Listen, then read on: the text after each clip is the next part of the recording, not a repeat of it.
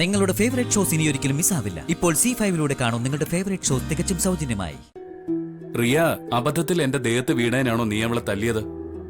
സാറിന്റെ ദേഹത്ത് വീണതിനല്ല ഞാൻ ഇവളെ തല്ലിയത്. ഇവള് സാറിന്റെ നെഞ്ച് തുമ്മ വെച്ചു.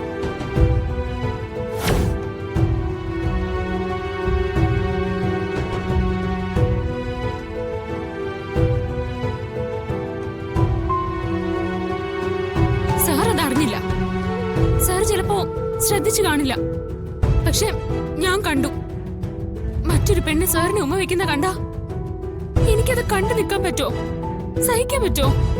പറ്റില്ല. സാറിന് ഇവള് ഉമ്മ വയ്ക്കുന്ന കണ്ടപ്പോ എനിക്ക് എന്റെ നിയന്ത്രണം വിട്ടുപോയി. അങ്ങനെയാ ഞാൻ ഇവളെ തല്ലിയത്. അയ്യോ, ഇവള് വെറുതെ കള്ളം പറയാ.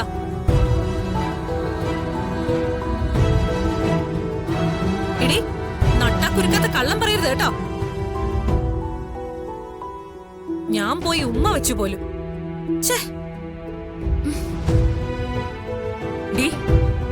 നീ ചുമ്മാ കള്ളം പറയരുത്. നീ ഉമ്മ വെച്ചതേ ഞാൻ കണ്ടതാ. എന്റെ കണ്ണിന് ഒരു കുഴപ്പമില്ല.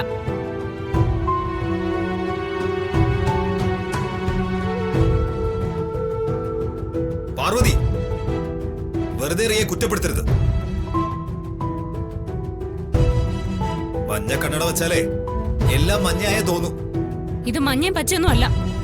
ഇങ്ങോട്ട് മാറി നിൽക്ക. ഇത് കണ്ടോ? ഇത് ഇവളുടെ ലിപ്സ്റ്റിക്കിന്റെ അടയാളമല്ലേ? ഇത് കണ്ട വ്യക്തമായിട്ട് അറിയാം ഇവൾ ഉമ്മ വെച്ചതാന്ന്. ഉമ്മ വെച്ചതല്ലെങ്കിൽ പിന്നെ ഇത് എങ്ങനെ ഇവിടെ ഉണ്ടായി? റിയ അബദ്ധത്തിൽ ബ്രോയുടെ ദേഹത്തേക്ക് വീണെന്നല്ലേ ബ്രോ പറഞ്ഞത്. അങ്ങനെ വീണപ്പോ ചുണ്ട് ഷട്ടിൽ പതിഞ്ഞതായിരിക്കും. ആ, അത് തന്നെ. അല്ലാതെ കാലും കൈയും തെറ്റി ലക്കും ലഗാനും ഇല്ലാതെ ബ്രോയുടെ ദേഹത്ത് വീഴുമ്പോഴല്ലേ ഉമ്മ വയ്ക്കാൻ പോകുന്നെ.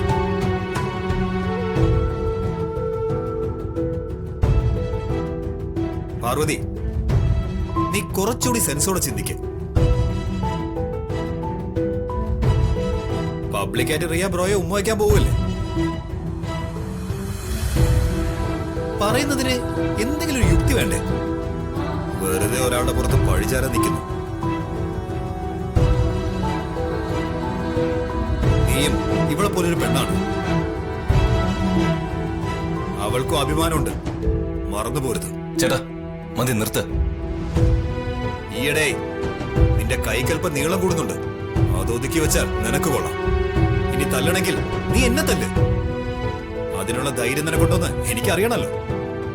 കാരണമില്ലാതെ ഞാൻ ആരെയും തല്ലിയിട്ടില്ല, തല്ലത്തുമില്ല.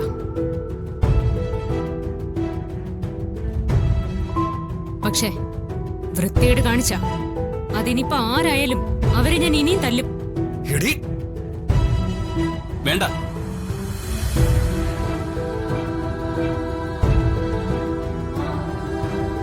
ഇനി ഇതിന്റെ പേരിൽ ഇനി ഒരു സംസാരവും വേണ്ട. എല്ലാരും പിരിഞ്ഞു പോവാൻ.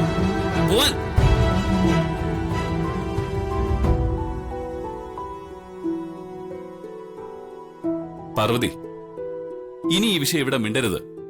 ഡൗൺലോഡ് ചെയ്യൂ C5 ആപ്പ്. കാണൂ എല്ലാ എപ്പിസോഡുകളും സൗജന്യമായി.